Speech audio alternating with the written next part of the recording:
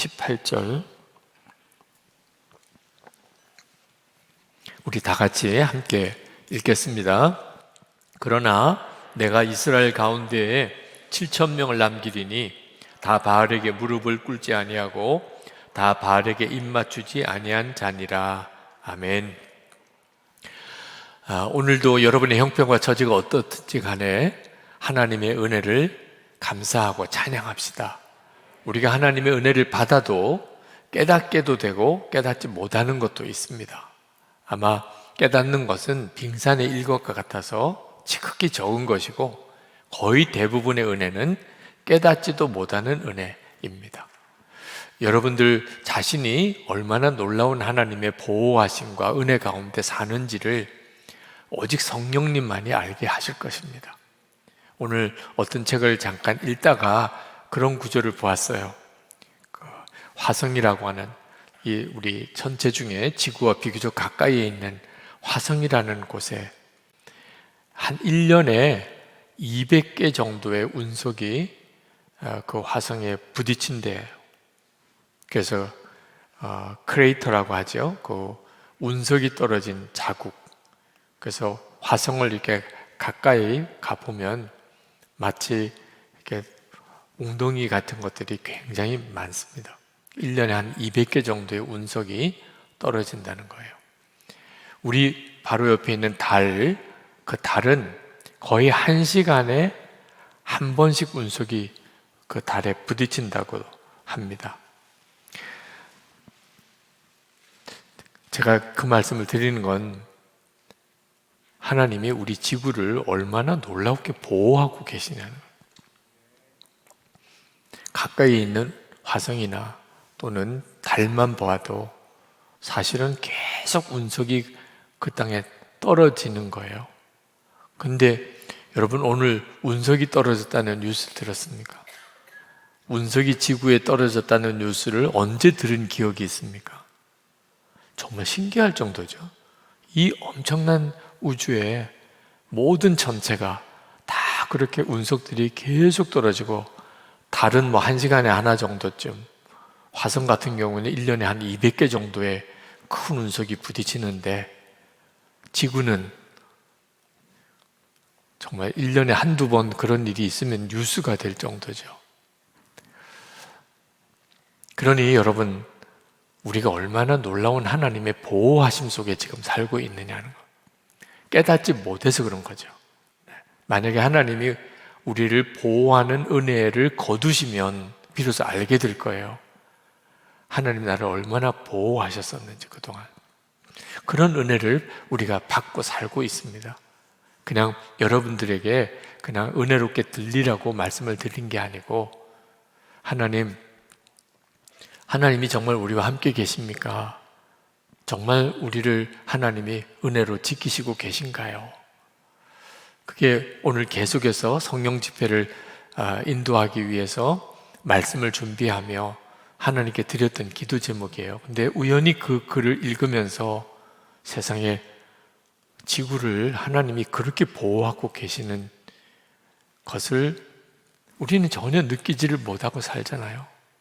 알고 보면 그때 가서야 하나님 정말 놀랍습니다. 제가 엄청난 은혜를 받고 살고 있었군요. 그렇게 됩니다.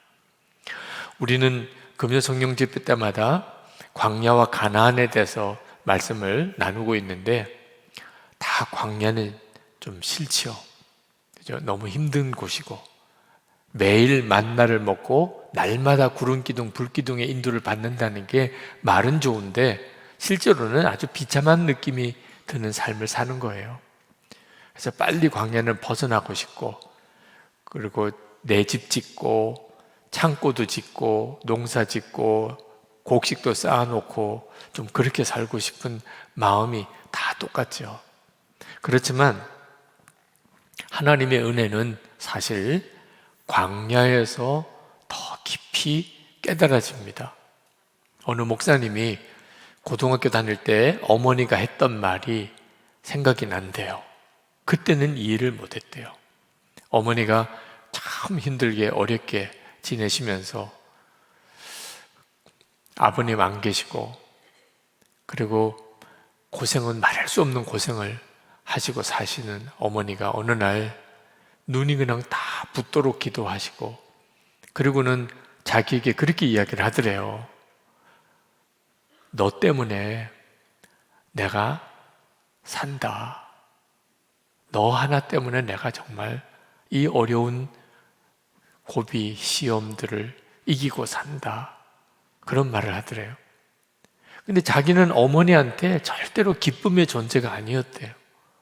속썩이기도 하고 말 안 듣기도 하고 어머니에게 절대로 자기가 기쁨의 존재가 아니었는데 그 힘들고 어려웠던 일들을 다 나 때문에 견디고 산다니 그랬더니 이해가 안 되더래요.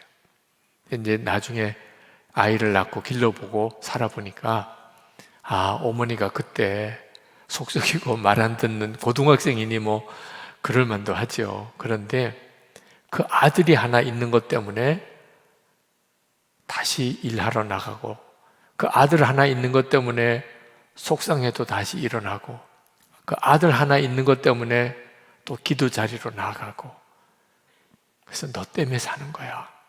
너 때문에 내가 다 견딘 거야. 그런 이야기를 하셨구나. 여러분, 아주 힘들고 어려운 상황 속에 오히려 상상하기 어려운 하나님의 은혜를 경험합니다.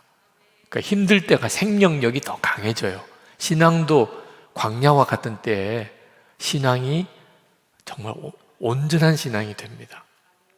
문제는 가난이 문제예요. 좀 편안하고 먹고 살만 할 때가 갑자기 사람이 꺾어집니다. 먹고 살만은 한데 믿음 잃어버리고, 그리고 사람이 완전히 무너지는 길로 가게 돼요. 광야가 사실 걱정이 아니고 실제로는 가나안 땅에 사는 게 걱정인 거예요. 이스라엘 백성들이 그랬습니다. 이스라엘 백성들이 가나안 땅에 들어가서 그들이 사실 망한 거예요. 광야에 있을 때는 얼마든지 견뎌냈습니다. 이유는 이 바알을 섬긴 것 때문입니다.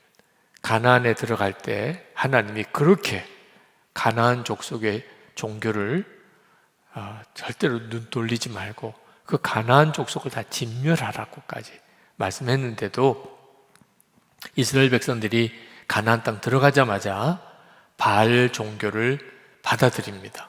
그리고 망할 때까지, 바벨론의 포로로 잡혀갈 때까지 그 바알 신앙을 폐기하지 않아요. 저 믿어요. 이유가 있습니다. 그들이 그렇게 한 이유가 있어요. 우리가 성경을 읽으면 이스라엘 백성들이 그 바알 신앙을 따라 살았던 게 너무 어리석어 보입니다. 어떻게 그랬을까 싶어요. 그런데 다 우리도 겪어보면 우리도 크게 다르지 않습니다. 그들이 광야에 살다가 가나안에 들어갔는데 가나안에 사는 사람들의 모습이 너무 좋아 보인 거예요. 집도 있지요. 농사도 짓지요. 가나안에서 매일 텐트 치고 40년 동안 그렇게 광야길을 헤매던 그들 심정에서 보면 가나안 땅 사람들은 이건 정말 너무너무 행복해 보이는 겁니다. 그런데 그 가나안 땅 사람들이 하는 말이 자기들이 이렇게 행복하게 넉넉하게 사는 이유가 다 바알신 때문에 그렇다는 거예요. 바알이 비를 내려주기 때문에 농사를 지어서 우리가 이렇게 산다는 거예요. 그래서 바알을 잘 섬기면 때에 맞춰 비가 내리고 그래서 농사가 잘 되고 그래서 아주 넉넉하게 살게 된다는 거예요. 그러니까 이스라엘 백성들이 마음이 혹한 겁니다. 여기 들어오면 바알을 섬기게 되는구나. 바알이 비의 신이고 천둥과 우박 그렇게 농사를 짓는데 반드시 필요한 그런 자연을 움직여서 그래서 풍요를 일으키는 그런 신이라는 거죠. 그런 신이 있구나. 여기는 그런 신을 섬겨야 되는 거구나. 그래서 그들이 바알 신앙을 붙잡은 거예요. 마음이 확 그렇게 끌렸기 때문입니다. 사실은 바알이 비를 내렸겠어요? 마귀가 사기꾼입니다. 지금도 모르니까 제사 드리는 거죠. 조상이 귀신이 되어서 제사 음식을 먹는다고 마귀가 믿게 하니까. 그러니까 조상을 잘 섬기고 조상의 은혜를 기억하고 살자. 그건 좋은 건데 마귀가 거기에 싹 사기꾼처럼 사람을 미혹시킨 것이 귀신이 조상이라는 거예요. 그러니까 계속 귀신을 섬기는 거죠. 바알 신앙도 똑같아요. 비는 바알이 주는 거다.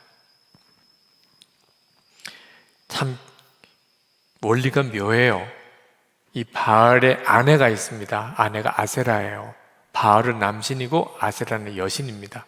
이 남신과 여신이 성관계를 가지고 그리고 그 성관계에서 나오는 정액이 비가 된다는 거예요. 그러니까 비가 내리지 않으면 그러면 가나안 사람들은 바알 신전에 가서 난잡한 성관계를 맺어요. 그럼 그걸 보고 바알 신이 흥분해가지고 그래서 성관계를 맺으면 비가 내린다는 식이죠. 참 그걸 어떻게 그렇게 믿을 수 있나 싶은데 영적인 역사는 정말 무섭습니다. 우리가 사기꾼에게 넘어갈 때 옆에서 들으면 이해가 안 되고 피해자도 나중에 정신 차리고 깨닫고 보면 허술하게 짝이 없는데 사람의 그 마음의 탐심을 살짝 건드리면 그러면 순간 제정신이 아니게 되죠. 바알 신앙을 그렇게 믿고 따랐기 때문에 그 가나안 땅 사람들이 무섭게 성적으로 타락을 합니다. 아예 신앙 자체가 그러니까. 지금도 말입니다. 음란물 홍수고요. 그리고 성적인 타락이 심각한 상황에 있습니다. 여러분들이 다 세상에서 살고 있으니까 다 경험한 일이에요. 바알 신앙이 그 옛날 그 땅에만 있었던 게 아닙니다. 인류와 함께 계속 가고 있는 거예요. 가나안 사람들은 바알에게 인신제물을 바쳤습니다. 옛날에는 그런 종교들이 많았어요.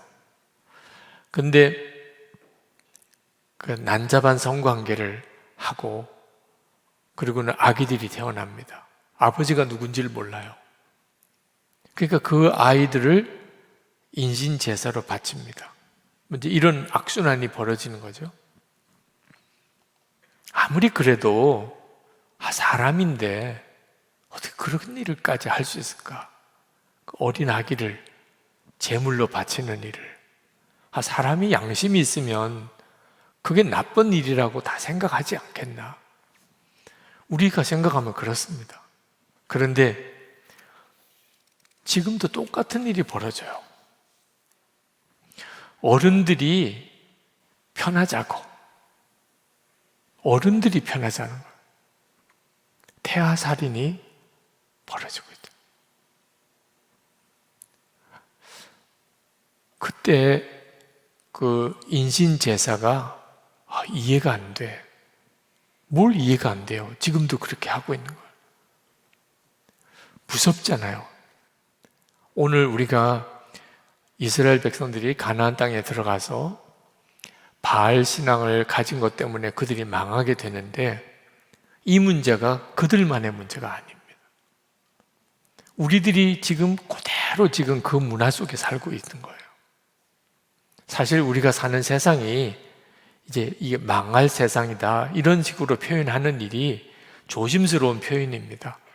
너무 세상을 비관적으로 보고 그리고 거룩한 것과 속된 것을 이원론적으로 구분하는 것은 사실 건강한 그런 판단이 아닐 수도 있지만 왜 그런 표현이 나왔는지는 알아야 돼요.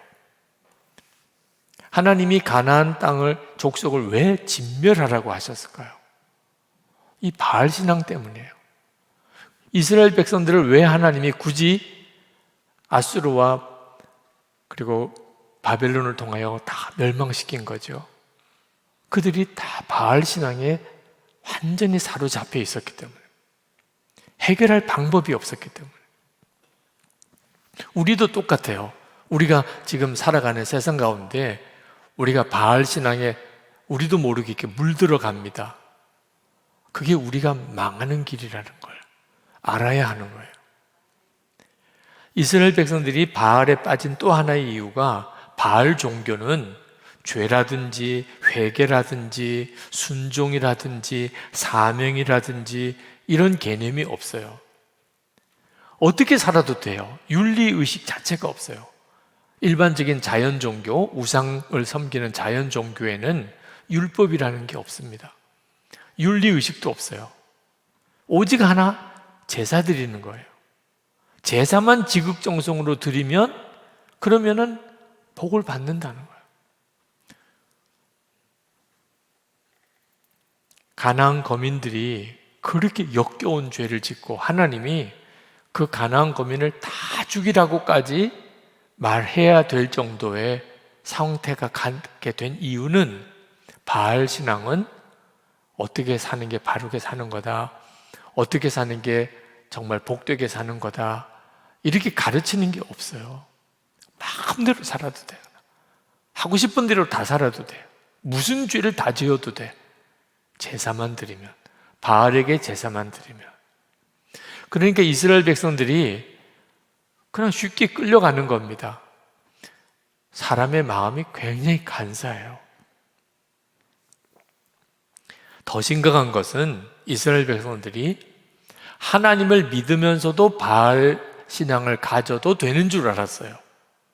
그러니까 그들이 하나님을 안 믿고 바알 신앙을 따른 건 아니에요. 하나님도 믿고 바알 신앙도 가진 거예요. 그래도 되는 줄로 생각한 거예요. 그게 무서운 거죠. 하나님이 이스라엘 백성들을 결국은 심판하십니다. 아수르와 바벨론을 통하여 예루살렘 성전 다 무너지고 그들은 다 포로로 잡혀가요. 그때 이스라엘 백성들이 하나님 앞에 어떻게 이런 일이 있을 수 있냐는 거예요. 그 옛날에는 나라와 나라의 전쟁은 신의 전쟁이에요. 우리는 하나님을 믿는데 여호와 하나님은 어떻게 저 바벨론의 신보다도 약한 신인가? 자기들이 어떻게 살았는가에 대해서는 아무 생각이 없어요. 그리고 무서운 것은 자기들이 하나님을 믿고 있었다는 거예요. 그런데도 하나님이 우리를 어떻게 이렇게 내버려 두시나, 이렇게 나옵니다. 하나님께서 어떤 분인 줄 몰라도 너무 몰랐던 거죠. 하나님은 귀신 섬기듯이 섬기는 대상이 아니에요. 우리가 점을 치거나 또는 뭐 어디 그 우상을 숭배하거나 할 때, 그때 귀신 섬기듯이 한다는 말이 무슨 말인지 잘 아셔야 돼요. 아무렇게나 살아도 재물만 바치면 그 신은 나에게 복을 주게 돼 있다. 그러니까 사실은 신을 다루는 거예요, 우리가. 그죠? 돈 얼마로 신을 다루는 겁니다. 마치 뇌물이 성행하는 그런 문화라면 위에 사람한테 뇌물을 주고 내가 원하는 것을 받아내는 거죠. 신에게도 똑같이 하는 거예요. 뇌물 주고 내가 원하는 것, 내가 어떤 사람인가는 아무 관계가 없어요. 내가 뭐 올바른 사람이든 가증한 그런 죄인이든 상관없어요. 뇌물을 얼마를 줬느냐가 중요한 거죠. 하나님도 그렇게 믿는 사람들이 있습니다. 그냥 예배 꼭 참석하면, 그리고 헌금 많이 하면, 그러면 하나님이 나에게 복을 주시겠지. 이런 분들이 의외로 굉장히 많아요. 근데 하나님은 재물에 관심이 없으시다고 말씀하셨어요. 하나님이 원하시는 것은 우리가 하나님의 말씀대로 사는 겁니다. 조금 긴 인용이지만 이사야 1장 11절부터 17절까지를 한번 같이 읽겠습니다. 이사야 1장 11절부터 17절까지입니다. 여호와께서 말씀하시되 너희의 무수한 재물이 내게 무엇이 유익하뇨? 나는 수장의 번제와 살진 짐승의 기름에 배불렀고 나는 수송아지나 어린 양이나 순념소의 피를 기뻐하지 아니하노라. 너희가 내 앞에 보이러 오니 이것을 누가 너희에게 요구하였느냐? 내 마당만 밟을 뿐이니라. 헛된 재물을 다시 가져오지 말라. 분향은 내가 가증히 여기는 바요, 월삭과 안식일과 대회로 모이는 것도 그러하니 성회와 아울러 악을 행하는 것을 내가 견디지 못하겠노라. 내 마음이 너희의 월삭과 정한 절기를 싫어하나니 그것이 내게 무거운 짐이라. 내가 지기에 곤비하였느니라. 너희가 손을 펼 때에 내가 내 눈을 너희에게서 가리고 너희가 많이 기도할지라도 내가 듣지 아니하리니 이는 너희의 손에 피가 가득함이라. 너희는 스스로 씻으며 스스로 깨끗하게 하여 내 목전에서 너희의 악한 행실을 버리며 행악을 그치고 선행을 배우며 정의를 구하며 학대받는 자를 도와주며 고아를 위하여 신원하며 과부를 위하여 변호하라 하셨느니라. 하나님이 이렇게 말씀하시는 것은 무엇과 비교해서 하시는 말씀이냐면 바알 종교와 비교해서 하는 이야기. 바알 종교, 바알 신앙은 어떻게 살아야 된다는 말이 없어요. 그냥 때에 맞춰서 제사만 드리면 돼요. 얼마나 많은 재물을 바쳤느냐가 중요한 거예요. 그런데 하나님은 그렇지 않다는 거예요. 하나님은 우리가 아무리 하나님 앞에 많은 재물을 바치고 아무리 제사를 많이 드린다 하더라도 우리가 사실 악을 행하면서 그렇게 하면 하나님은 받지도 않으신다. 근데 이걸 모르는 분들이 있어요. 생활을 마음대로 하고 세상에 나가서는 온갖 죄를 지으면서 그래도 예배 시간에 자리에 앉은 거는 생명처럼 중요하겠습니다. 이번에도 주일 성수는 했다. 이건 하나님을 진짜 모르는 사람이 하는 이야기예요. 심지어 누구랑 불화하고 예배 드리지 말라. 하나님 안 받으시니까. 예배 드리기 전에 먼저 누구랑 마음에 불화한 게 있다면 가서 먼저 풀으라. 그 사람하고. 그리고 와서 하나님께 예배하려고 했어요. 근데 이 말씀을 지키고 사나요? 누구랑 싸우고도 불편한 마음을 가지고도 예배 시간에 맞추어서 오면 그것으로 예배를 드린 줄로 생각해요. 그 무슨 신앙이죠? 자기도 모르게 바알 신앙에 신앙생활을 하고 있는 거죠. 이스라엘 백성들은 이런 선지자의 경고를 듣고도 못 받아들여요. 왜냐하면 너무 바알 신앙에 깊이 뿌리 박혔기 때문에. 갈멜산에서 엘리야가 바알 제사장들과 영적 대결을 벌입니다. 바알 제사장, 아세라 제사장 다 합해서 850명이에요. 하나님, 여호와 하나님의 선지자는 엘리야 혼자입니다. 850대 1의 영적 싸움이 갈멜산에서 벌어졌어요. 그런데 승리는 엘리야가 승리했죠. 하늘에서 불이 내려와서 재물을 불태웠어요. 850명의 바알과 아세라 제사장들이 하루 종일 발광을 하고 자기 몸에 자해를 하면서 그렇게 자기 신에게 기도해도 불이라고는 보이지도 않았습니다. 결국 850 그 제사장들, 우상 제사장들을 다 죽입니다. 엄청난 승리를 거뒀어요. 그 정도면 이스라엘 백성들이 돌이켜야 되잖아요. 아, 바알 신앙을 가지면 안 되겠구나. 그런데 이스라엘 백성들이 꿈쩍도 안 해요. 그게 엘리야에게는 엄청난 좌절이었습니다. 갈멜산에서 대승리를 거뒀는데도 엘리야는 하나님 저 죽여주세요. 그냥 데려가세요. 여기까지 충분합니다. 나 더 못하겠어요. 이스라엘 백성들이 움직이질 않아요. 그 엘리야의 심정이 얼마나 무너졌는가. 이렇게 되면 망하는 겁니다. 이렇게 되면 회개할 가능성이 없어요. 돌이킬 가능성이 없어요. 그때가 되면 망하는 거예요. 그러니 엘리야가 이젠 끝이구나 이런 생각을 한 거예요. 그때 하나님이 엘리야에게 하신 말씀이 오늘 우리가 읽은 본문의 말씀입니다. 이스라엘 안에 아직도 바알에게 무릎 꿇지 않는 자가, 바알에게 입맞추지 않는 자가 7,000명이나 있다. 하나님만이 보시는 거죠. 이스라엘에 있는 그 이스라엘 백성들 중에 너는 바알에게 무릎 꿇지 않고 너는 바알에게 입 맞추지 않고 너는 진짜 나만 믿는구나. 하나님만이 아시는 거예요. 그러니까 하나님이 다 카운트를 하고 계신 거예요. 근데 하나님이 보시는 게 한 7천 명 정도가 있어요. 엘리야는 나밖에 없습니다. 아니야. 7천 명이나 있어. 그래서 이스라엘 백성을 하나님이 끝까지 버리지 않으신 거예요. 징계하실지라도 버리지 않으시는 이유. 하나님을 믿고 있는 자가 있었기 때문이에요. 여러분, 지금 우리가 사는 세상이 돈 버는 거라면 영혼도 팔 기세예요. 하여튼 무섭습니다. 돈 버는 거라면. 근데 여기에 기독교인들도 상당수가 들어있어요. 오늘 잘 모르고 오신 분들도 있을 것 같아요. 이런 말씀 듣는 줄 모르고 오신 분. 오늘 잘못 왔나 봐. 근데 일어날 수도 없어. 표시가 금방 나니까. 그런 분들도 있을 것 같아요. 하나님께서 깨닫게 하셔서 오늘 정말 마음으로 돌이키게 하시면 그게 큰 은혜인 줄 믿습니다.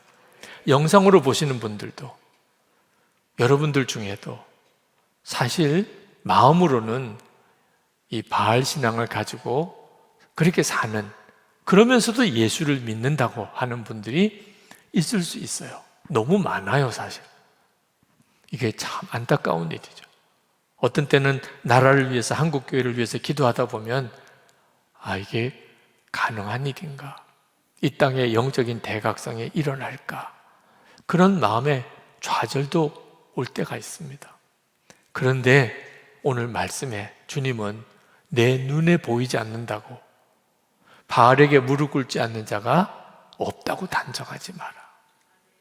엘리야에게 주신 말씀이었어요. 7천 명이 있다. 자, 그렇다면 여러분들은 그 7천 명 속에 들어가나요? 그걸 점검하고 살아야 돼요. 여러분, 우리가 지금 사는 세상이 영적으로는 정말 바벨론 세상이고 그 핵심은요, 바알 신앙이에요. 자신의 육신의 욕구대로, 그리고 먹고 싶은 거 마음껏 먹고, 그리고 누리고 싶은 모든 사치를 다 누리고, 오직 풍요만 원하고 부유함만 추구하고, 그럴 수만 있다면 영혼도 팔아버려요. 죽으면 끝인데 뭐 이렇게 생각하니까. 지옥이 있겠어? 점점 그런 사람들이 많아집니다. 성적인 타락은 이거 어디까지 갈지 난감해요. 생명을 정말 이렇게 끔찍하게 여길 수 있을까? 그런데 하나님께서 여전히 이 땅을 포기하지 않으시고 한국교회를 버리지 않으시는 이유는 바알에게 무릎 꿇지 않는 7천 명이 있기 때문입니다. 문제는 내가 그 사람인가 하는 거예요. 오늘 이 시간에 우리가 정말 하나님 앞에 분명하게 붙들어야 되고, 또 실제로 그렇게 여러분이 서야 할 문제예요. 이진희 목사님이 쓰신 가나안에 거하다 그 189페이지부터 보면 거기에 이런 글이 나옵니다. 사해 근처에 그 유대 광야에 텔 아라드라고 하는 곳에 그 지방 성소가 하나 발견이 되어서 발굴이 되었는데, 예루살렘 성전과 구조가 똑같은 그런 성소가 거기서 발굴이 됐다는 거예요. 그래서 그 성소 텔 아라드라고 하는 그곳의 성소를 쭉 이렇게 발굴해서 보니까 입구 쪽에 성전 뜰이 있습니다. 예루살렘 성전처럼. 그곳에 번제단도 있어요. 그 안쪽으로 이제 성소가 있고, 그 성소에서 지성소로 올라가는 계단이 있습니다. 그래서 이제 지성소로 올라 들어가면 분향단이 예루살렘 성전에는 하나인데 여기는 두 개가 있어요. 그래서 이제 발굴하는 사람들이 이게 뭐지? 이런 생각을 한 겁니다. 그 뒤에 주상이, 큰 돌기둥이 세워져 있는데 그것도 하나가 아니고 둘이에요. 다시 말하면 예루살렘과 성소 구조는 똑같이 만들었는데 하나님만 섬기는 성소가 아니고 또 신 하나를 더 섬기는 거예요. 그 신이 아세라 신입니다. 여신 아세라예요. 바알의 아내라고 말하는. 그러니까 하나님을 남신이라고 생각하는 거예요.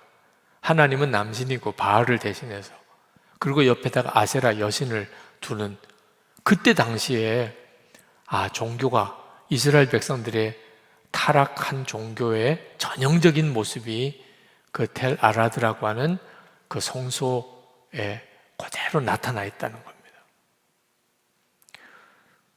두려운 것은 지금 우리가 예수님을 믿어도 이렇게 믿을까 봐 두려운 거예요.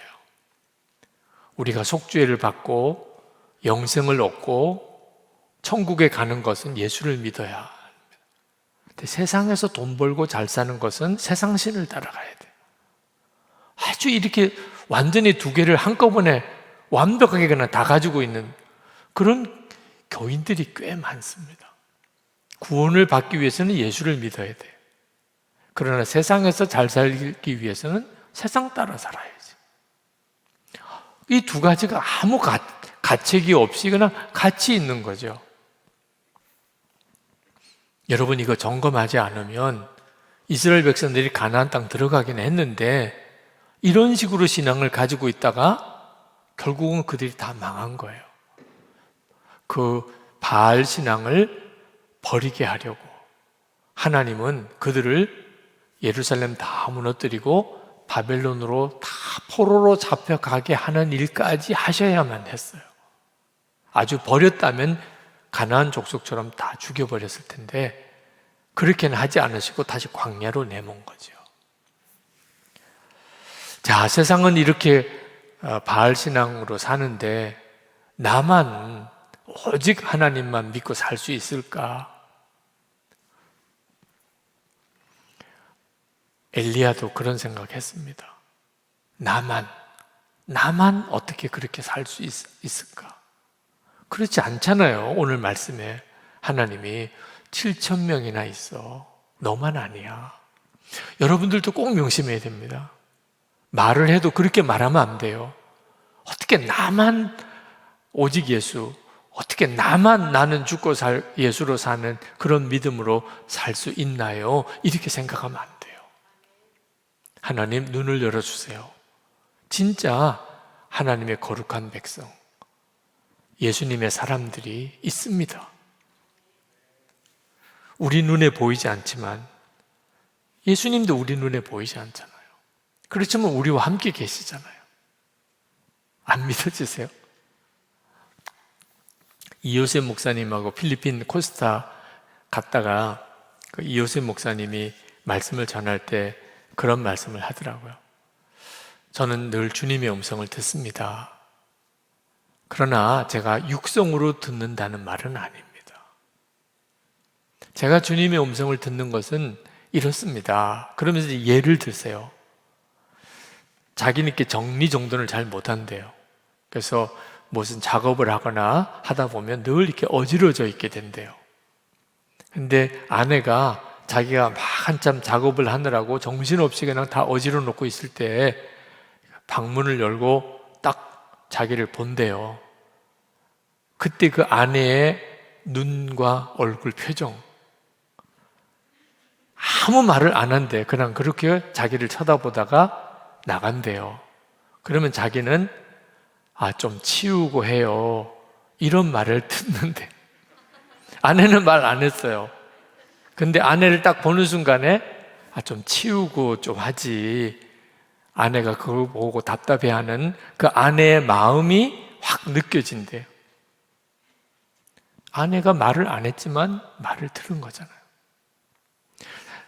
이따금 하나님이 이렇게 마음을 딱 주신대요. 너 이렇게 살아야 된다. 너 이렇게 가야 된다. 하나님의 마음이 너무 선명하게 마음이 확 와닿는데요. 자기는 그렇게 하나님의 음성을 듣는다는 거예요. 여러분, 주님이 지금 여기 계신가요? 안 계신가요? 여러분 안에 계신가요? 안 계신가요? 눈에 보이지 않으니까 이거나 막연하게 믿나? 계시되니까 계시겠지? 이런 믿음은 아무 힘이 없어요. 여러분이 지금 주님이 여러분 안에 계시고 여러분에게 말씀하시는 것을 지금 실제로 지금 듣고 여러분 경험하고 있어요. 여러분 마음에 하나님이 내게 뭔가 말씀하시는 것이 느껴지지 않으시나요? 오늘 오기까지, 여기 오기까지, 그리고 지금 찬양하고 기도하고 말씀을 듣는 지금 여러분 마음속에 하나님께서 말씀하시는 것이 귀로 들리질 않고 마음으로 확 느껴지는 거예요. 주님이 우리와 함께 계세요. 정말 너무너무 놀랍습니다.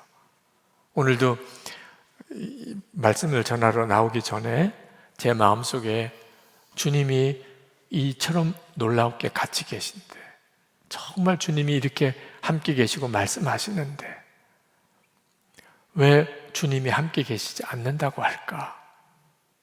어떤 분이 그런 말씀을 하셨대요.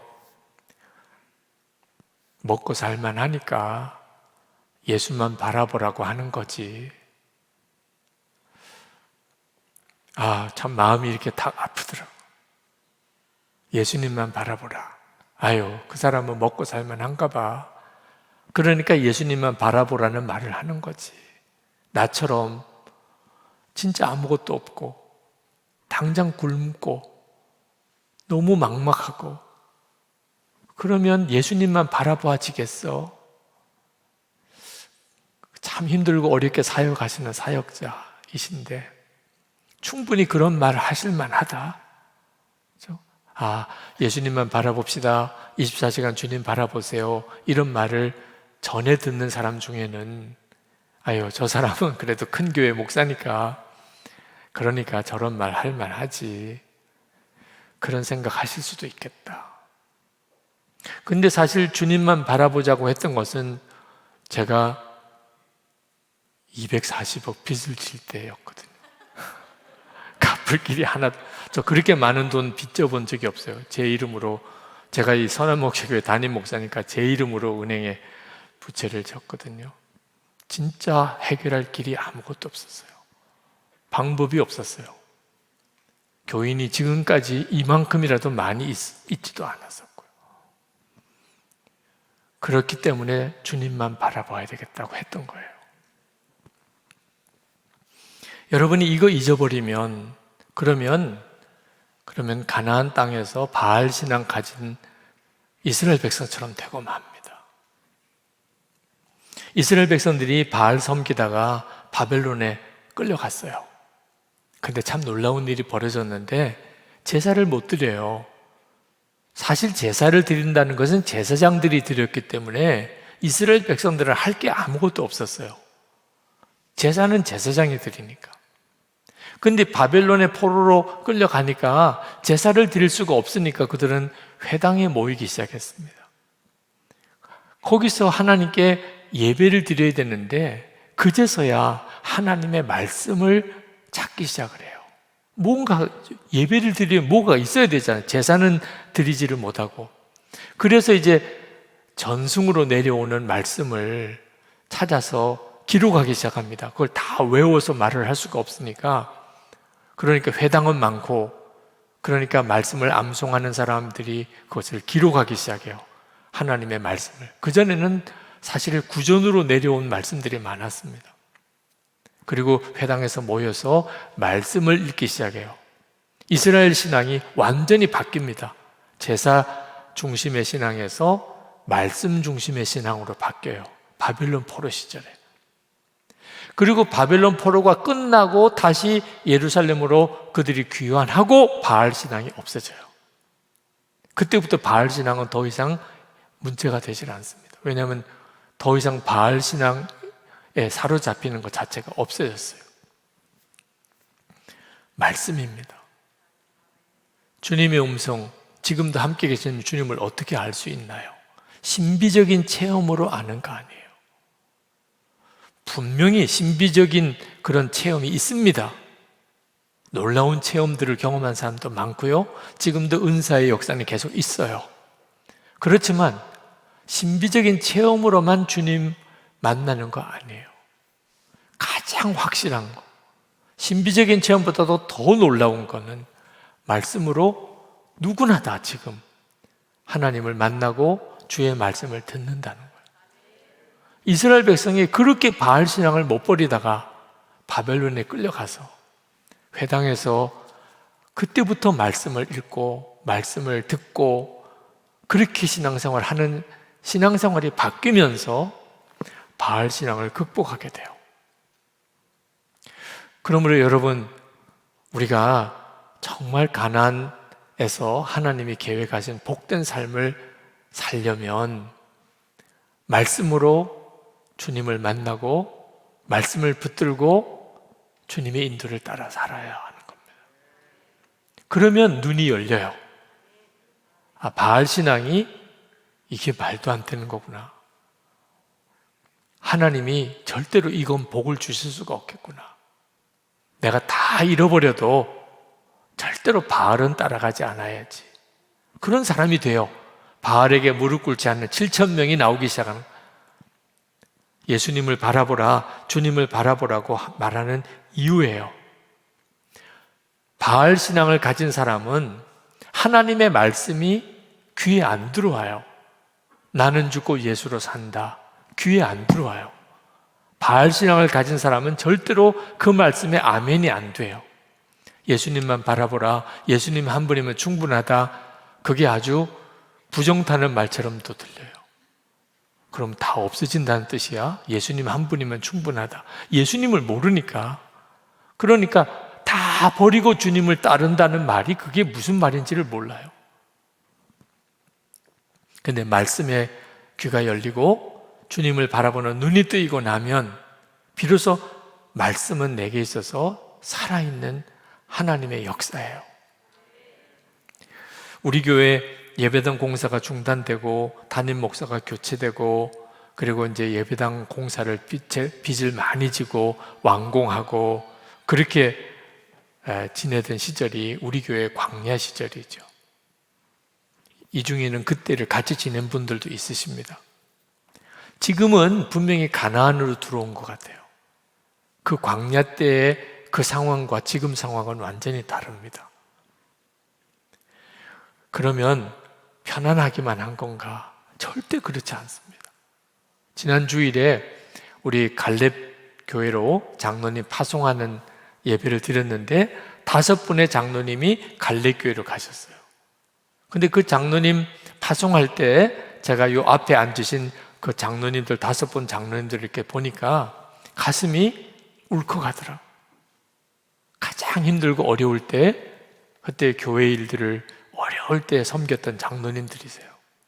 그 힘든 시기, 앞이 안 보이는 때, 그 어려운 때에 교회 장로로서 그 참 고생하셨던 분들이 이제 갈래교회로 가시게 된 거죠. 근데 그때 딱 마음에 깨달아진 것이, 그러면 지금 장로님들은 꽃밭에서 노는가? 그런 생각이 들더라고요. 새로 장로님 되시는 분이 2분이 계셨어요. 아, 저분들은 이제는 꽃밭에서 노시는 분들이네. 앞에 5분 장로님들은 정말 고난의 가시밭길에서 고생하시다가 이제 갈래교회로 가시고 아니라. 지금 장로님들, 시무 장로님들은 그때보다도 훨씬 더 어려운 때를 보내고 계세요.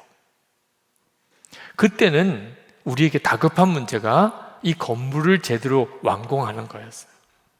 근데 지금 장로님들은 내적 성전을 짓는 일을 담당하고 계세요. 제가 실제로 장로님들과 같이 교회를 이렇게 섬겨보니까 지금이 그때랑 비교할 수 없이 더 어려워요. 가나안이 어렵습니다.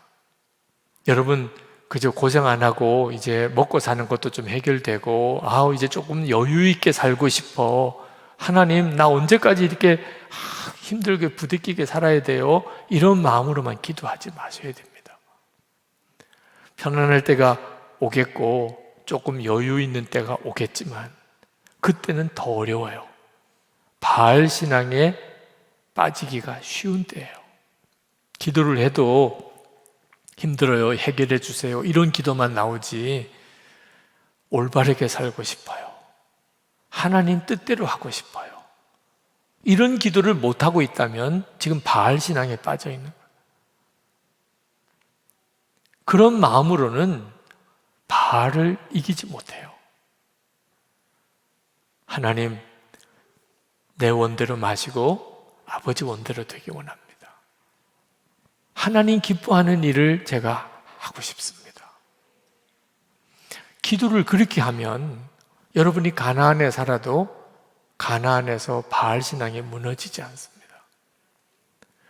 바알에게 무릎 꿇지 않는다는 말이 그 말입니다. 예수님이 공생애 시작하실 때 먼저 마귀와 광야에서 40일 금식하고 마귀와 한판 붙으셨어요. 그때 예수님께서 마귀를 꺾으셨죠. 3번 유혹한 3번 유혹을 말씀으로 마귀를 물리치셨습니다. 그리고 십자가에서 마귀는 완전히 결정적으로 꺾어졌어요. 우리가 예수를 믿고 사는 것은 이미 마귀를 우리 발 아래 짓밟은 존재예요. 절대로 두려워하지 마세요. 세상은 바알 신앙으로 사람들이 다 바알만 따라가고 바알이 복을 주는 줄 알고 돈 벌면 잘 되고 행복한 줄 여기고 살지만 그렇지 않습니다. 근데 여러분들이 이런 세상에서 어떻게 내가 하나님만 믿고 사나 걱정하지 마세요. 하나님만 믿고 바알에게 무릎 꿇지 않는 7,000명이 있어요.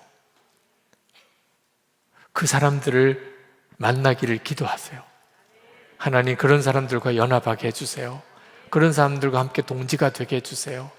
주님만 바라보고 늘 주님 사모하고 주의 말씀 앞에 서고 예수님을 알고 나니까 세상에서 잘 먹고 잘 사는 것은 사명일 뿐이지 그것을 통해서 하나님의 일을 하라고, 그게 목적이 될 이유가 없는 거예요. 때때로는 어떤 때는 오히려 거절해야 될 때가 있어요.